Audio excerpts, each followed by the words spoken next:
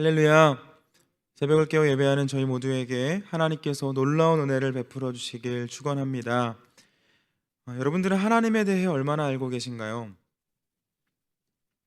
그래도 새벽 기도를 하시는 분들은 신앙의 연수도 조금 오래되시고 대부분 하나님과 친밀하게 교제를 나누는 분들이실 텐데, 하나님을 오래 아시는 만큼 하나님에 대해서도 잘 알고 계신가요? 여러분들도 비슷하게 생각하실지 모르겠지만, 저는 신앙생활을 한 해 한 해 더 해갈수록 정말 하나님은 알다가도 모를 분이시다라는 그런 느낌을 받습니다. 하나님에 대해 많이 알고 있는 것 같으면서도 전혀 새로운 하나님을 경험할 때가 있습니다. 사실 모든 것에 유한한 저희가 무한하신 하나님을 제대로 알 수는 없습니다. 저희는 하나님께서 계시해 주신 것, 허락해 주신 그 정보들 안에서만 하나님을 알 수 있습니다. 그래서 하나님의 자녀들은 각자가 원하는 하나님, 곧 내가 원하는 하나님의 이미지를 생각하고 믿고 있는지도 모르겠습니다. 하나님을 알다가도 모를 뿐이다 라는 이러한 생각은 꼭 저희의 경험 때문만은 아닙니다. 하나님의 말씀이 성경을 읽어도 이와 비슷한 생각이 들 때가 많습니다. 에스더나 다니엘과 같은 성경을 보면 이 하나님의 도우심을 통해 의인이 악인을 이기는 그런 통쾌한 이야기들이 기록되어 있습니다. 하지만 저희가 요즘에 살펴보고 있는 이 욥기는 어떻습니까? 다른 성경을 통해서 저희가 알고 있는 그런 하나님에 대한 이미지를 완전히 뒤집습니다. 욥은 당대의 의로운 사람이었고 믿음의 가문을 세워가기 위해 부단히 노력했던 사람이었지만 그에게 찾아온 것은 시험이었고 절망적인 상황이었습니다. 여러분, 이와 같은 상황을 글로 읽는 저희도 당황스러운데, 그 상황을 직접 경험하고 있는 그 상황 안에 있는 이 욥의 마음과 생각은 어땠겠습니까? 이 세상에서 하나님을 제일 잘 믿으면 이 세상 모두가 부러워할 만한 삶을 살 수 있을 것 같았는데, 그래서 정말 그렇게 살고 있었는데, 지금 욥의 모습은 그런 기대와는 달리 사람들에게 근심과 걱정거리 또 조롱거리가 되어버렸습니다. 그래서인지 오늘 말씀에 이 욥은 하나님에 대해 무력감을 토로하고 있습니다. 사실 욥의 입에서 나오는 이 모든 말들은 전통적으로 하나님을 찬양할 때 사용된 표현들입니다. 지금 이 말들이 다른 성경에 있을 땐 하나님을 찬양하기 위해 사용되는 표현들입니다. 하나님은 크고 위대하며 영광스러운 존재이시기 때문에 이 연약한 인간은 하나님을 인식조차 할 수 없죠. 하지만 욥은 하나님을 찬양하고 높여드리기 위해 이와 같은 말을 한 것이 아닙니다. 그 영광이 도대체 나와 무슨 상관이냐, 나와는 아무 상관없다 라고 말하기 위함이었습니다. 이 13절에 나오는 라합은 신화적인 존재로 태초에 살던 그런 용을 가리킵니다. 그리고 라합을 돕는 자들은 그 라합의 편을 드는 신들을 의미하는데, 욥은 이와 같은 세력들이 하나님께 무릎을 꿇었다고 이야기합니다. 이 역시 다른 성경이었다면 하나님을 높이기 위해 하나님의 위대하심과 하나님의 힘을 강조하기 위한 표현으로 볼 수 있겠지만, 지금 이 말은 하나님을 찬양하기 위함이 아닌 자신의 절망감, 어떤 무력감을 표현하기 위함이었습니다. 조금 풀어서 설명을 드리면, 위대하신 하나님, 대적이 없으신 하나님, 홀로 영광 받아 주시옵소서가 아니라 그 위대하신 하나님께서 내게 고난을 주시고 아무 말씀이 없으신데 내가 무슨 말을 더 할 수 있겠습니까? 라고 지금 말하고 있다는 것이죠. 이와 같은 욥의 탄식은 그동안 저희들이 당연하게 받아들였던 그런 하나님에 대한 이미지, 하나님에 대해서 의문을 일으킵니다.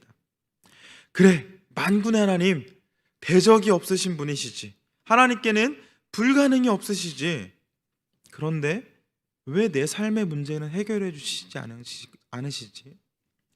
그래, 우리의 기도를 들으시는 하나님, 하나님께서는 내 모든 슬픔과 아픔을 알고 계시지, 그런데 왜 우리 가족의 아픔은, 왜 우리 가족의 어려움은 모르는 척 하고 계시는 것이지?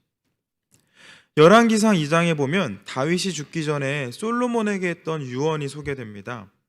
너는 주 너의 하나님의 명령을 지키고 모세의 율법에 기록된 대로 주님께서 지시하시는 길을 걷고 주님의 법률과 계명 곧 주님의 율례와 증거의 말씀을 지켜라. 그리하면 네가 무엇을 하든지 어디로 가든지 모든 일이 형통할 것이다.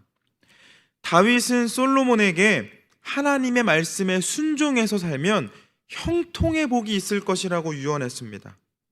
그런데 말씀에 순종한 욥에게는 고난이 찾아왔고, 그래서 감사의 찬양이 아닌 하나님께서는 인간에게 관심이 없으시다 라며 한탄하고 있는 것을 볼 수 있습니다. 오히려 온전한 자들, 곧 이 하나님의 말씀대로 살아가는 하나님의 자녀들이나 악한 자들이나 멸망하기에는 마찬가지라고 이야기하죠. 인간이 온전하려고 노력해도 하나님 앞에 서면 죄인이기 때문에 온전하려는 저희의 노력에 대해 하나님께서는 별로 관심이 없으시다라고 이야기하는 것을 볼 수 있습니다. 저도 이와 비슷한 말을 들어본 적이 있습니다. 그 말씀을 하신 분은 과거에는 교회를 다니시다가 지금은 교회를 다니시지 않는 분인데, 그분이 말하길 하나님을 알기 위해 노력도 해보고, 다른 사람들은 11조 할 때 자신은 10의 2조도 해보고, 주기적으로 기도원에 들어가서 열심히 기도도 했는데 왜 자신은 이렇게 어렵게 살아야 하는지 이해가 되지 않는다라고 이야기하면서 그래서 더 이상 교회를 다니고 하나님을 믿는 것이 무의미하게 느껴진다라고 이야기합니다. 아마 여러분들 중에도 이와 비슷한 말씀을 들어보신 분이 계실 것 같습니다.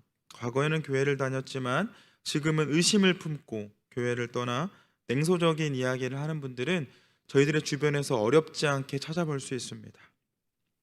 그런데 여러분, 이런 분들을 보면서 믿음이 없다라고 하며 혀를 찰 수 있습니까? 그럴 수 없죠. 이 욥과 같은 상황이 되었을 때 변함없이 하나님을 신뢰하고 찬양하며 감사할 수 있는 삶을 사는 사람이 얼마나 되겠습니까? 당대의 의인이었던 이 믿음의 가문을 세워갔던 욥도 이렇게 무너지는데 저희라고 끝까지 믿음을 지킬 수 있다 이렇게 확신하기는 어렵죠. 그런데도 저희는 고난 중에 있는 사람의 마음은 알아보려고 하지도 않은 채 이 욥의 친구들처럼 그를 평가하고 판단하고 또 뒤에서 혀를 찰 때가 얼마나 많습니까? 만약 여러분 주변에도 이처럼 신앙에 냉소적이고 의심을 품고 있는 분이 계시다면 이제는 평가와 판단이 아닌 그들을 위해 애통하며 기도하는 저와 여러분 되길 축원합니다. 여러분, 때때로 저희에게 이 고난과 고통의 문제들이 찾아오지만 저희는 그 모든 이유를 알 수 없습니다. 욥처럼 사탄이 주는 시험일 수도 있고 아니면 더 성장하기 위한 그런 광야의 훈련일 수도 있고 아니면 악인들을 심판하시기 위한 그런 하나님의 징계일 수도 있습니다. 고난의 상황 속에서 왜 내게 고난이 찾아오는지 알고 싶지만 저희는 이유를 알 수 없습니다. 그러니 그런 이유를 알려고 하는 것 자체가 무의미할 수 있겠죠. 그런데 이 고난의 상황 속에서 고난이 찾아오는 이유는 저희들이 알 수 없지만 저희들이 확실하게 알 수 있는 것이 있습니다. 그것은 지금 저희들이 처한 상황과는 상관이 없이 하나님께서는 여전히 저희의 왕이시며 주인이시라는 사실입니다. 이유는 알 수 없지만 하나님께서 허락하신 고난입니다. 그렇기에 하나님의 백성된 저희는 고난 앞에서 하나님을 원망하고 부정하기보다는 하나님의 주권을 인정해드리고 이 상황에서 어떻게 해야 하는지 하나님께 겸손하게 묻는 그러한 자세가 필요합니다. 불평불만이 아닌, 원망이 아닌, 그래서 하나님을 저주하고 떠나는 것이 아닌 회개와 자비를 구하는 기도, 그리고 고난의 때일수록 하나님의 말씀을 더욱 붙잡으려는 그런 겸손한 자세가, 믿음의 태도가 필요합니다. 그때 저희에게 있는 이 고통의 문제를 해결하시기 위해 예수님을 보내신 하나님께서 저희를 불쌍히 여기시고 자비를 베푸시며 저희를 고난에서 건져주실 줄 믿습니다. 오늘 설교의 제목을 이해하지 말고 순종합시다 라고 정해봤습니다. 여러분, 저희는 저희에게 있는 그런 상황들, 그 상황들에 대한 이유를 알 수 없습니다. 또 완전하신 하나님에 대해서도 알 수 없습니다. 그러나 하나님께서는 변함없는 저희의 왕이시며 저희의 주인이시라는 사실은 알고 있습니다. 이 사실 기억하셔서 합리적으로 판단하고 상식적으로 생각하고 그래서 모든 것을 이해하려고 하기보다는 하나님의 말씀 앞에 언제나 겸손하게 바로 서시고 순종하는 저와 여러분 되기를 축원합니다.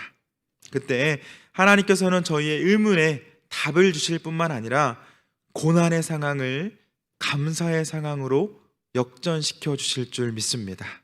기도합니다.